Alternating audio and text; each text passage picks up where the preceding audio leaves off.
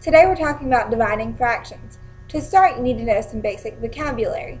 The numerator is the number above the line in a fraction, showing how many parts are taken.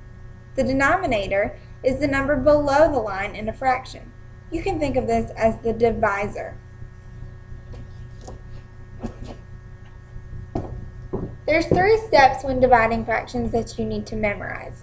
Step 1. Turn the second fraction upside down. This is called finding the reciprocal of the fraction.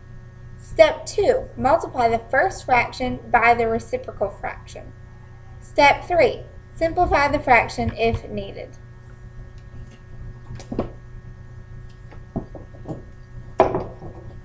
Let's go over 4 examples with dividing fractions. I have 1/2 divided by 1/6. Step 1 tells me to flip the second fraction or find the reciprocal. I'm going to flip it so that the 6 is now my numerator and the 1 is my denominator. Now I'm going to rewrite the rest of my problem. Step 2 tells me to change my division sign to multiplication sign. As with multiplying fractions, we know to multiply straight across.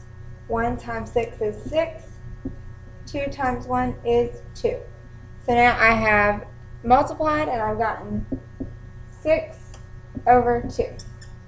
I'm going to simplify this fraction. I'm going to divide both parts of my fraction by 2. 6 divided by 2 is 3. 2 divided by 2 is 1. So our answer is 3 over 1, or just 3 as a whole number. Let's look at the next example. I have 1/2 divided by 18 over 20. I'm going to flip this second fraction. Multiply straight across. 1 times 20 is 20. Let's come down here and do 2 times 18. 1 times 2 is 2, plus 1 is 3. So 18 times 2 is 36. Now I'm going to reduce my fraction, which is 20 over 36. I'm going to do this by dividing by a number that I know goes into 20 and 36. I'm going to do 4. 20 divided by 4 is 5. 36 divided by 4 is 9. This cannot be simplified anymore, so 5/9 is your answer.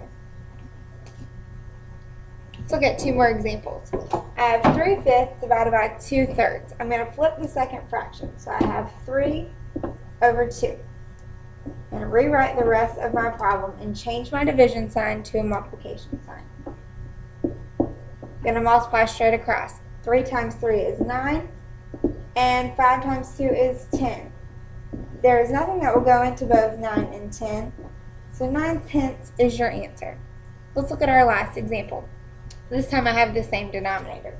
I have 3/4 times, I'm going to flip it, so 4 over 1. Multiply straight across. 3 times 4 is 12. 4 times 1 is 4. Now I'm going to simplify them by dividing them both by 4. We know 4 goes into 12 3 times. 4 goes into 4 1 time. This is the same thing as 3 divided by 1, which we know is 3.